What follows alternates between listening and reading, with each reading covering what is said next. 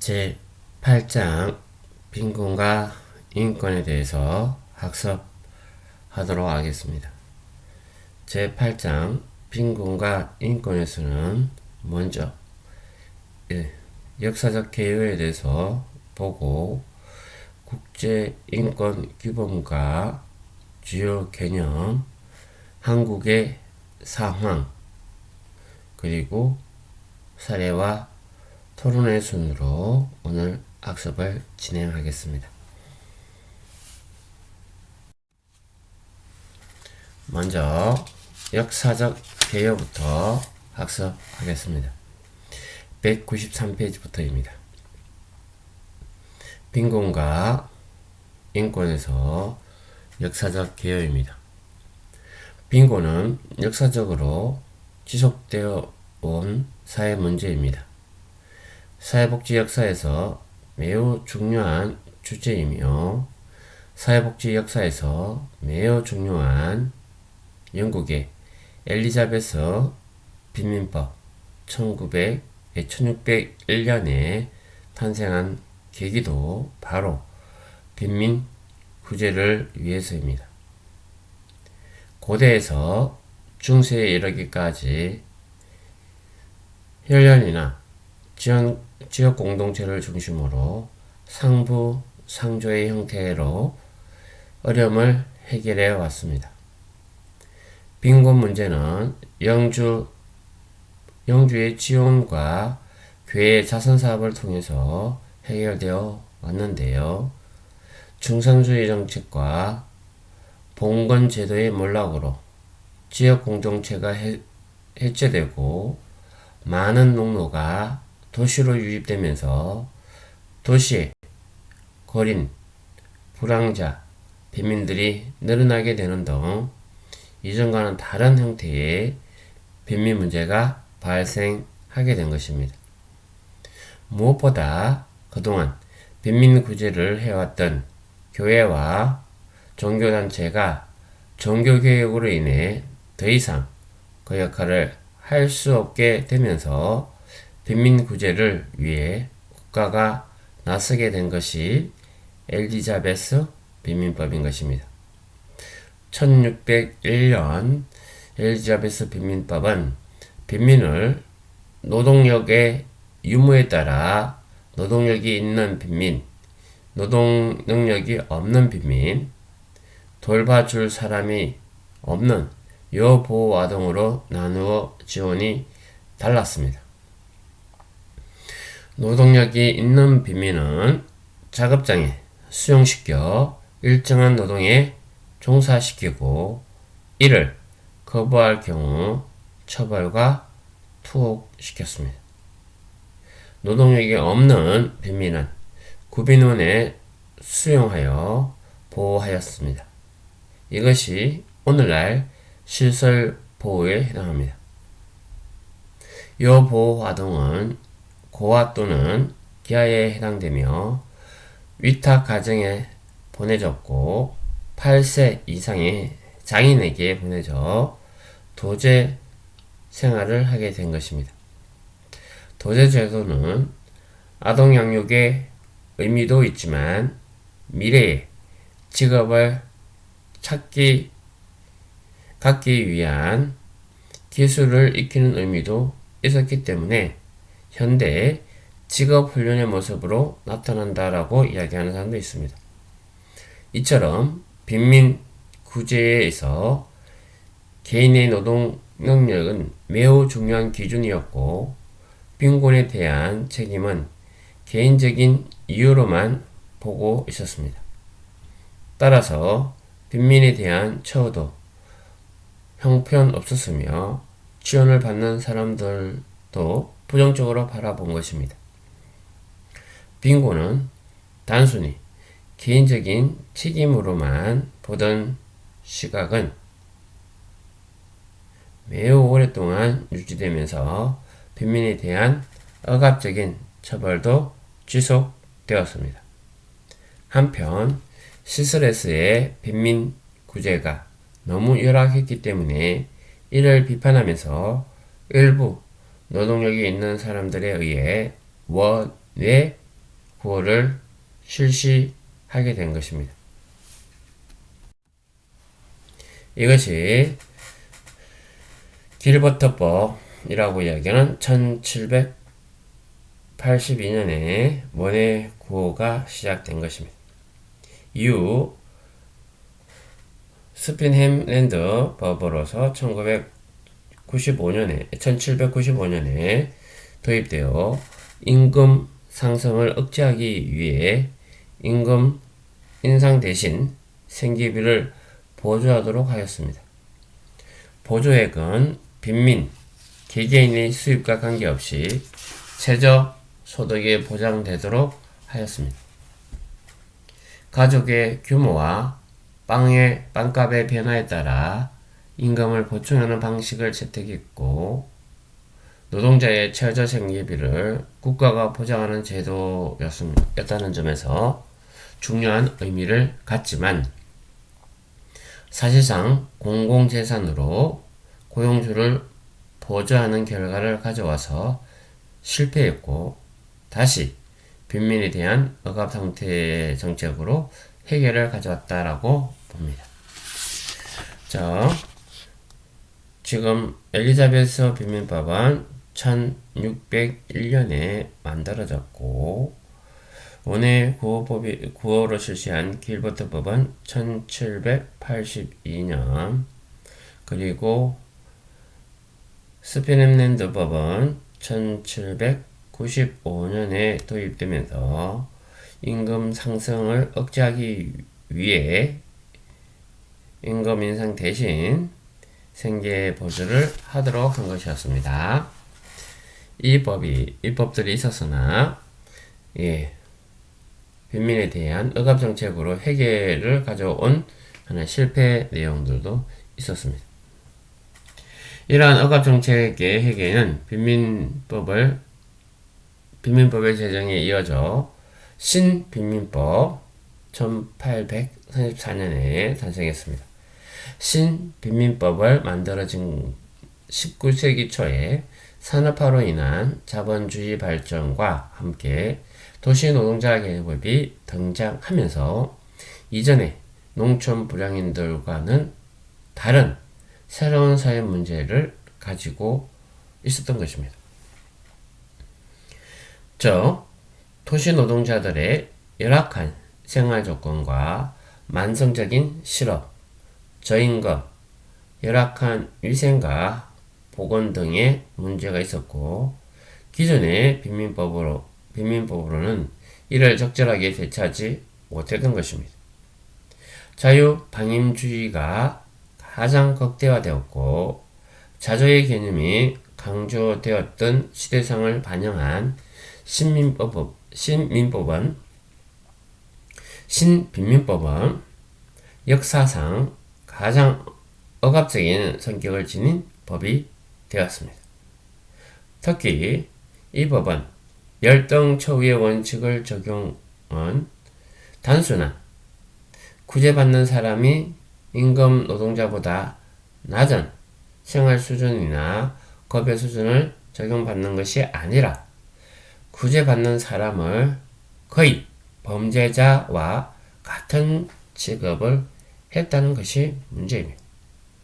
즉, 구제받는 사람을 식별하기 위해서 배지를 부착하고 모든 종류의 선거권을 금지했으며, 작업장 내에 열악한 식사 중 대화 금지, 면회 금지, 담배와 홍차의 금지 등 모든 면에서 열등하게 처우했습니다. 이후 사회주의 영향으로 사회보험이 도입되면서 빈곤 문제에 대처하기 시작한 것입니다. 그리고 빈곤은 개인의 문제가 아니라 사회 위험으로 보고 국가의 책임으로 대처하기 시작한 것입니다. 비버리지 보고서에 영향받은 제2차 세계대전 이후입니다. 즉, 복지국가에서 빈곤을 사회적 문제로 보고 국가가 책임지고 사회 구성원에 연대하여 해결하는 공공보조 제도를 만들기 시작한 것입니다. 빈곤에 대한 시각은 개인의 문제를 보고 빈민을 부도덕한 인간으로 낙인을 찍으며 구제했던 관점에서 사회 문제로 인식하여 국가의 책임으로 구제하는 관점이 많이 바뀌었던 것입니다. 하지만 아직도 빈민에 대해서는 개인 책임으로 보는 시각이 많이 남아있기 때문입니다. 또한 빈민은 더 이상 한 개별 국가에서 해결할 수 있는 문제가 아니기 때문에 국제적인 협력이 더욱 요구되는 것입니다.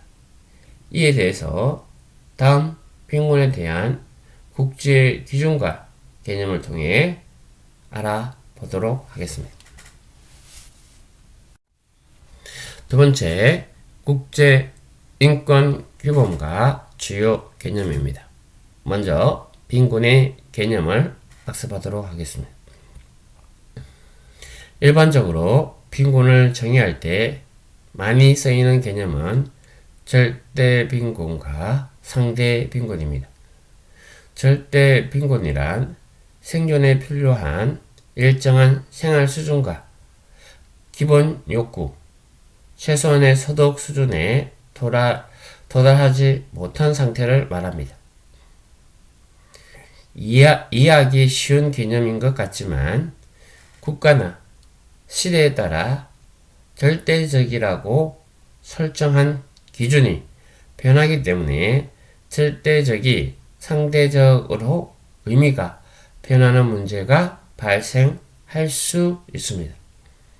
또한 최소한의 요구에 필수적이라는 기준과 내용 역시 자의적이고 상대적인 판단이 개입될 수 있는 문제가 있는 것입니다.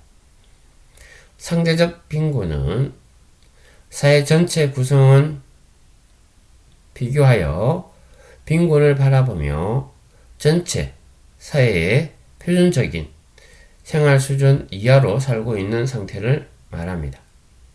이 개념은 각 나라마다 적용 기준이 상이하고 저소득층의 생활 수준 향상이나 정책적 노력의 효과와 관계없이 빈곤이 규정되는 문제가 있는 것입니다.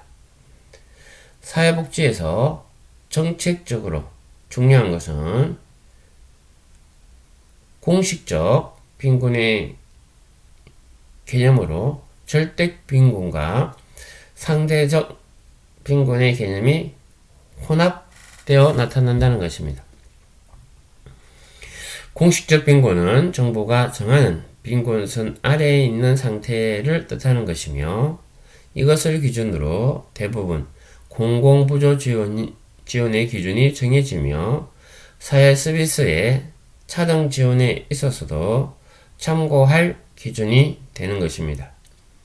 한국의 공식적 빈곤은 국민기초생활보장법상 급여 지급 기준과 관련되어 있으며 중위소득을 중심으로 결정됩니다.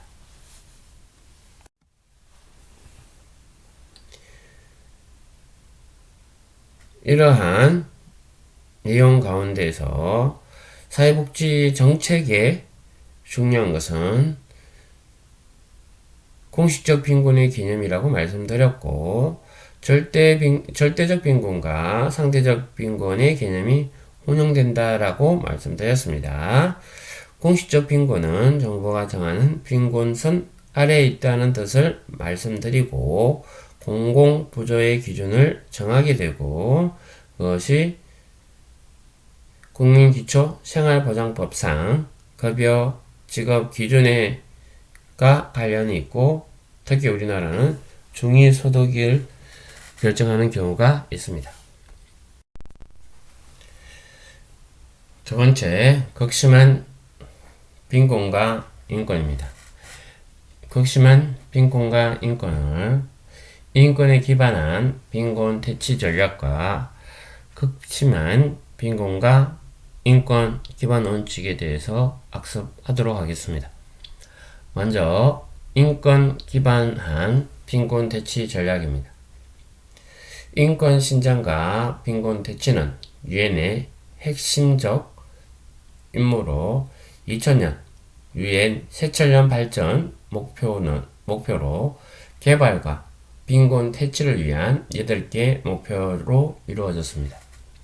이러한 노력의 일환으로 세계인권 체계대표사무소, 유엔 인권 고등박물관 사무소에서 두 가지 혼용하게 쓰게 되어 있습니다. 여기에서는 유엔 인권 고등박물관 사무소라고 이야기하고 있고, 책에서는 유엔 최고 대표 사무소라고 이야기하고도 있습니다. 유엔에서 이야기하는 내용은 빈곤 감소 전략에 대한 인권적 접근과 인권과 빈곤 감소를 2000년에 발표하면서 빈곤은 국빈의 극단적 형태로 보았고 인권에 기반한 퇴치 전략을 2008년도에 제시했습니다. 여기서 빈곤은 단순히 물질적 재화 부족이 아닌 다차원적인 것으로 접근하였고 권리 개념을 도입하여 빈곤과 연결시키며 빈곤청의 참여를 통해 역량 강화를 강조했습니다. 빈곤청의 역량 강화, 즉 자신의 권리와 타인의 권리를 인식하여 이를 위해 어떻게 행동해야 하는지를 알 때만이 효과적인 빈곤 퇴치가 가능하다는 것입니다. 그리고 국가가 자국에 살고 있는 국민의 인권을 실현할 책임이 있지만 다른 국가 및 국가가 아닌 관계자 역시 인권에 기여하거나 지원할 책임과 적어도 인권을 침해하지 않을 책임이 있다라는 입장에서 이야기하고 있습니다. 인권 기반한 퇴치 전략으로 먼저 인권을 버팀목으로 하는 빈곤 퇴치 전략의 신속한 채택을 촉구했습니다. 두 번째, 빈곤을 창출 및 유지하는 차별 구조를 다루기 위해 빈곤 퇴치 전략의 범위를 확대한 것입니다. 빈곤 퇴치의 대의를 발전시키는 데 중요한 도구적 역할을 담당하는 시민적, 정치적 권리의 확대를 촉구했습니다. 경제, 사회, 문화적 권리를 단순한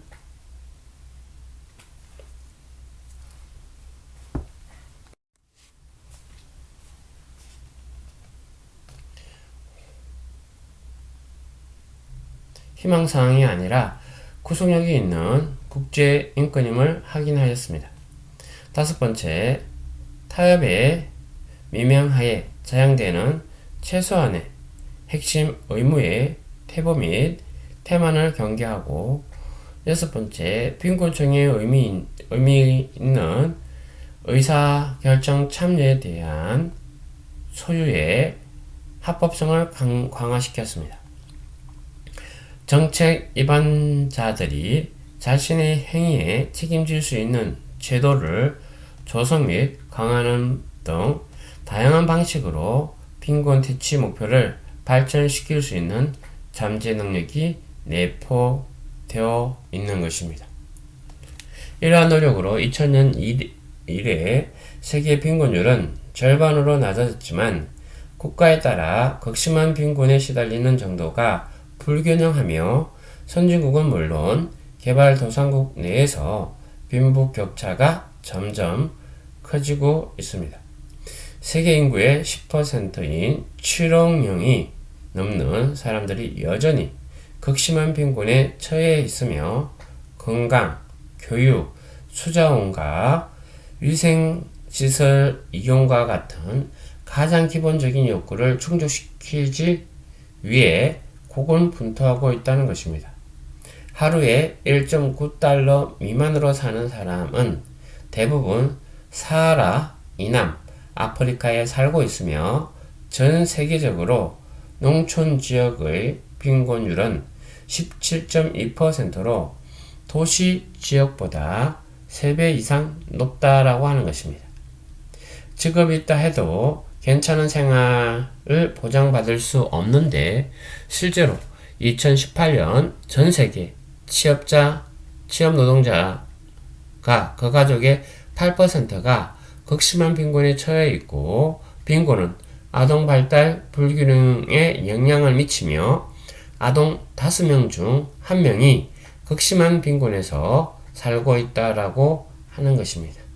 수치는 여기 표를 참조하시면 되는데요. 197페이지에 나옵니다.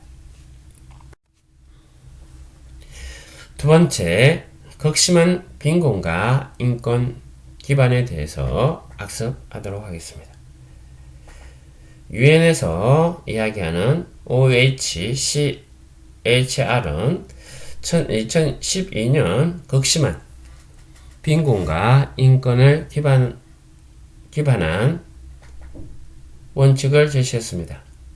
인권에 근거한 접근은 필수적이며 빈곤 감소가 관련된 모든 공공정책의 설계와 이행하는 데 토대가 되는 기본 원칙은 다음과 같습니다.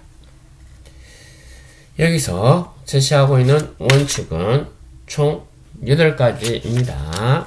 극심한 빈곤과 인권 기반의 원칙, 기본 원칙으로 8가지를 제시하고 있습니다. 첫 번째, 존엄성, 보편성, 불가성, 상호 의존성에 대한 내용인데요. 빈곤한 사람들은 고유의 존엄성에 대한 존중이 모든 정책에 담겨져야 한다는 것입니다. 정치, 경제, 사회적 권리는 상호작용과 서로에게 강력한 영향을 미치고 있습니다. 그러므로 극심한 빈곤은 사람에게 매일 자주권, 사회권적 권리의 침해에 직면하고 있다는 것입니다. 이것이 인권의 불가분성, 상호 연관성 및 상호 의존성을 분명히 보여주고 있는 것인데요. 국가는 빈곤과 싸우고 인권을 보호할 수 있는 환경을 조성해야 하는 것입니다. 빈곤을 극복하기 위한 공공정책은 빈곤에 처해 있는 모든 인권을 평등한 방식으로 존중, 보호 및 실현하는 것을 기반으로 해야 한다는 것입니다. 어떤 지역의 정책도 빈곤을 악화시키거나 빈곤한 사람들에게 부정적인 영향을 미쳐서는 안 된다라는 것입니다. 두 번째, 극심한 빈곤에 처한 사람들의 모든 인권의 동등한 향유입니다. 차별은 빈곤을 초래할 수 있고 빈곤이 차별을 초래할 수 있습니다. 빈곤에 처한 사람은 빈곤으로 인해서 공무원과 민간 행위자들의 차별적 태도와 낙인에 노출될 수 있습니다. 따라서 빈곤층 사람들은 경제적 지위를 포함하여 여러 가지 교차 형태의 차별을 경험하는 경향이 있는 것입니다. 국가는 빈곤에 처한 사람들이 평등하고 차별 없이 법의 보호와 혜택을 받을 자격을 보장해야 하며 입법 또는 행정상의 모든 형태의 차별을 식별하고 제거하는 조치를 취해야 한다는 것입니다. 사실상 평등을 보장하기 위한 입법, 행정, 예산, 규제 및 특정 정책, 프로그램, 고용, 주택, 식량, 사회보장, 수자원 및 위생, 보건, 교육, 문화와 참여와 같은 빈곤에 민감한 영역에서 긍정적 조치를 취해야 하는 것입니다. 세 번째, 남녀 평등입니다. 빈곤사회에서 여성은 대표적으로 다각적이고 누적된 차별을 경험합니다. 따라서 국가는 여성에 대한 법적인 차별과 사실상 차별을 제거하고 남성과 여성의 평등을 달성하기 위한 조치를 취해야 하는 것입니다. 이러한 조치는 성폭력을 근절하기 위한 강력한 조치와 의사결정력에 대한 동등한 접근 보장을 포함하고 있습니다. 국가는 정치, 생활 및 의사결정 기구에 빈곤층을 포함한 모든 계층의 여성 참여를 강화할 수 있는 메커니즘을 개발해야 하는 것입니다. 그리고 건강, 교육 및 사회보호를 포함한 공공서비스에 대한 동등한 접근성과 임금, 고용조건 및 사회보장 혜택을 포함한 노동시장의 평등이 보장되어야 하는 것입니다. 국가는 정책, 전략, 예산, 프로그램 및 프로젝트의 목표로 성별 평등을 분명히 해야 하는 것입니다. 네 번째, 아동 권리입니다. 빈곤층은 대부분 아동이고 어린 시절 빈곤이 성인 빈곤의 기본 원인이라는 점을 감안할 때 아동의 권리가 우선되어야 하는 것입니다. 단기간 박탈과 배제일지라도 어린이의 생존과 박탈에 대한 권리를 적극적으로 그리고 돌이킬 수 없게 해칠 수 있습니다. 빈곤을 건절하기 위해 국가는 아동 빈곤 대치를 위한 적극적인 조치를 취해야 하는 것입니다. 국가는 모든 아동이 가구 내부를 포함한 기본 서비스에 동등하게 접근할 수 있도록 보장해야 합니다. 빈곤은 아동, 특히 소녀들의 착취, 방임 및 학대에 취약하게 만들기 때문에 소외계층 아동에 중점을 둔 아동보호 전략 및 프로그램에 필요한 자원을 강화 및 할당하는 등 빈곤층 아동의 권리를 존중하고 장려해야 하는 것입니다. 또한 국가는 아동의 삶과 관련된 의사결정 과정에서 자신의 의견을 들을 수 있는 권리를 장려해야 하는 것입니다. 다섯 번째, 극심한 빈곤에 처한 사람들의 주체와 자율성입니다. 빈곤과 관련한 모든 정책은 빈곤에 처한 사람들의 역량 강화를 목표로 해야 한다는 것입니다. 자신과 관련된 것에 대해서 결정을 내릴 수 있는 권리, 자신의 잠재력, 존엄성 및 자신의 삶에 영향을 미치는 결정에 참여할 수 있는 능력이 있음을 존중받고 인정받아야 한다는 것입니다. 다음은 참여와 역량 강화인데요. 여섯 번째, 효과적인 의미 있는 참여는 모든 개인과 집단이 공공 업무 수행에 참여할 권리를 확인하며 이것이 또한 사회적 포용을 촉진하는 수단이 되는 것입니다. 국가는 의사결정 및 정책 설계, 이행 모니터링 및 평가의 모든 단계에서 빈곤한 사람들의 적극적이고 자유롭고 정보에 입각한 의미에 있는 참여를 보장해야 합니다. 이를 위해 빈곤층의 인권 교육을 비롯한 역량 강화 활동이 필요하고 다양한 의사결정에 참여할 수 있도록 구체적인 메커니즘과 제도 마련이 필요한 것입니다. 7번째, 투명성과 정보 접근성입니다. 빈곤한 사람들은 종종 자신의 삶에 영향을 미치는 결정에 대해서 중요 정보에 접근할 수 없는 경우가 있습니다. 이것은 순소득을 줄이고 사회 서비스나 직업을 얻을 기회에 대한 접근을 방해하며 부패와 착취에 불균형에 노출시키는 경우가 있다는 것입니다. 8번째, 책무성에 관련된 내용입니다.